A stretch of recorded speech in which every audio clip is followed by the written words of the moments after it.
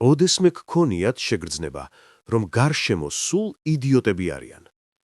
სამსახურში კოლეგას ელაპარაკებით და თითქოს კედელს ეჯახებით. სახლში ოჯახის წევრებს უხსნით ელემენტარულს და არ ესმით.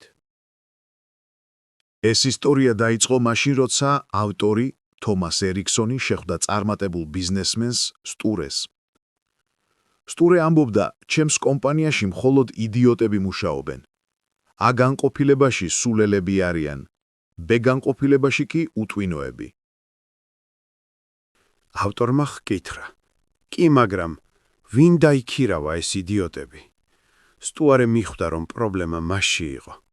სინამდვილეში ჩვენ იდიოტებს ვეძახით მათ, ვინც ჩვენნაირად არ იქცევა. ადამიანები 4 ძირითად ტიპად იყოფიან.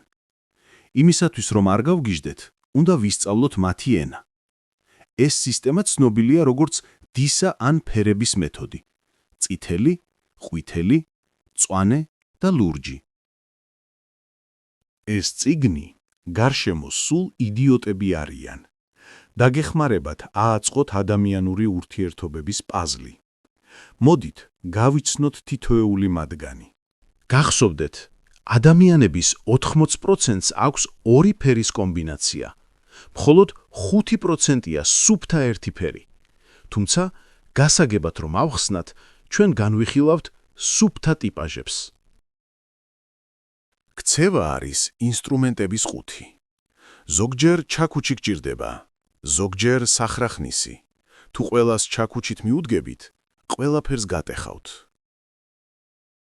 ჩვენ ვიცვლით ქცევას სიტუაციის მიხედვით, მაგრამ არსებობს ბირთვი, ჩვენი ნამდვილი სახე, რომელიც სტრესის დროს გამოდის გარეთ. დავიწყოთ წითლით. ჰიპოკრატე მას ქოლერიკს ეძახდა. ეს არის დომინანტი ტიპაჟი. მისი დევიზია ვაკეთებთ ჩემებურად და ვაკეთებთ ახლავე. წითელი არის სწრაფი, მიზანმიმართული და ამბიციური. მისთვის დრო ფულია. თუ შეხვედრა 1 საათი გრძელდება, ის 15 წუთში ამთავრებს და გარბის. ისინი არიან პირდაპირები. თუ თქვენი ნამუშევარი არ მოსწონთ, პირდაპირ გეტყვიან, ეს ნაგავია, თავიდან გააკეთე. ისინი ამას სიბოროტით არ აკეთებენ, უბრალოდ გულწრფელები არიან. წითლებს უყვართ კონტროლი. მათ გონიათ, რომ გარშემო ყველა მათზე ნელია. ამიტომ ურჩევნიათ საქმე თავად გააკეთონ. ისინი ბუნებრივი ლიდერები არიან. დაბრკოლება მათთვის მხოლოდ გამოწვევაა. შეუძლებელი? ეს სიტყვა მათ ლექსიკონში არ არსებობს. სტივ ჯობსი და მარგარეტ ტეტჩერი ტიპური წითლები იყვნენ. სისუსტე. ისინი ხშირად უხეშები ჩანან. მათ არ აინტერესებთ თქვენი გრძნობები ან შაბათ-კვირის გეგმები. მათ აინტერესებს მხოლოდ შედეგი. როგორ მოვიქცეთ მათთან? იყავით სწრაფი. ნუ დაიწყებთ საუბარს ამინდზე. თუ წითელს თვალებში შეხედავთ და თქვენს აზრს მტკიცეთ დაიცავთ, ის პატივს გცემთ.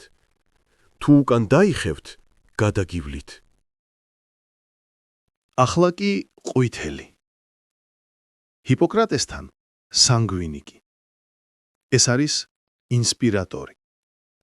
მისი დევიზია: მოდი, გავერთოთ. ყვითელს უყვარს ლაპარაკი. ძალიან ბევრი ლაპარაკი.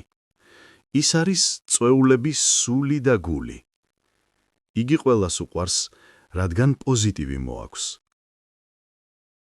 ისინი არიან კრეატიულები. ყვითელს შეუძლია 1 წუთში 10 ახალი იდეა მოიფიქროს. პრობლემა ისაა, რომ ამ იდეების განხორციელება ეზარებათ. სისუსტე. ისინი არიან არაორგანიზებულები. ყვითელი დააგვიანებს შეხვედრაზე, დაკარგავს გასაღებს და დაავიწყდება პროექტის დედლაინი, მაგრამ ამას ღიმილით გეტყვით. მათ აქვთ დიდი ეგო. უყვართ ყურადღების ცენტრში ყოფნა. თუ ყვითელს არ უსმენთ, ის ჭკნება. ისინი საშინელი მსმენელები არიან. როცა თქვენ ლაპარაკობთ, ყვითელი ფიქრობს, რა თქვა შემდეგ, ან საერთოდ სხვა რამეზე ოცნებობს. როგორ მოვიქცეთ მათთან? გაუღიმეთ, იყავით მეგობრული, მიეცით საშუალება ილაპარაკონ და შეაქეთ მათი იდეები. მწვანე, ფლეგმატიკი. ეს არის ყველაზე გავრცელებული ტიპაჟი. მოსახლეობის უმეტესობა მწვანეა. მათი დევიზია: ნუ შევეხებით იმას, რაც მუშაობს. სისუსტე? მათ ეშინიათ ცვლილებების. მათ სძულთ კონფლიქტი. მწვანე არ გეტყვით პირში სათქმელს, რომ არ გაწყენინოთ. სამაგიეროდ შეიძლება ზურგს უკან დაიწუწუნოს. მათთვის მთავარია ურთიერთობები და გუნდი. გუნდი საკუთარ თავზე წინ დგას. ისინი არიან შესანიშნავი შემსრულებლები. ხშირად უჭირთ გადაწყვეტილების მიღება. სად ვისადილოთ? ვკითხავთ მწვანეს.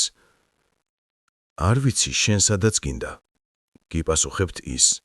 როგორ მოვიქცეთ მათთან? იყავით მშვიდი. ნუ დააწვევით. მიეცით დრო ფიქრისთვის და რაც მთავარია, აგრძნობინეთ უსაფრთხოება. ნუ ეცდებით მათ დაჩქარებას, მწვანე ენერგიას ზოგავს.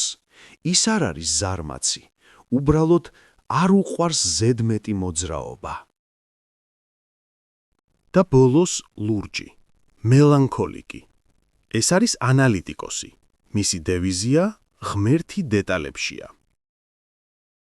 ლურჯი არის პერფექციონისტი. სანამ გადაწყვეტილებას მიიღებს, მან უნდა შეამოწმოს ყველა ფაქტი, ყველა ციფრი, ყველა რისკი. ისინი არიან ჩუმები და ინტროვერტები. გარედან შეიძლება ცივი გამოჩნდნენ, მაგრამ სინამდვილეში ისინი უბრალოდ აზროვნებენ.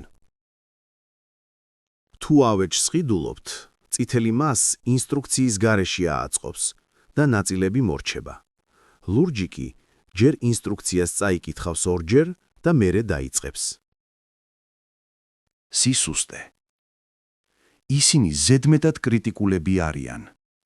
ხედავენ შეცდომებს იქ, სადაც სხვები ვერ ამჩნევენ. მათთვის 95% არ არის საკმარისი. საჭიროა 100%. მათ ეშინიათ რისკის. სანამ ნაბიჯს გადადგამენ, უნდა დარწმუნდნენ, რომ ყველაფერი უსაფრთხოა. ეს პროცესს ანელებს. როგორ მოვიქცეთ მათთან? ელაპარაკეთ ფაქტებით. არავითარი ემოცია, არავითარი ოცნებები. მოამზადეთ ციფრები და არგუმენტები. ბილ გეიტსი და ალბერტ აინშტაინი ლურჯები არიან.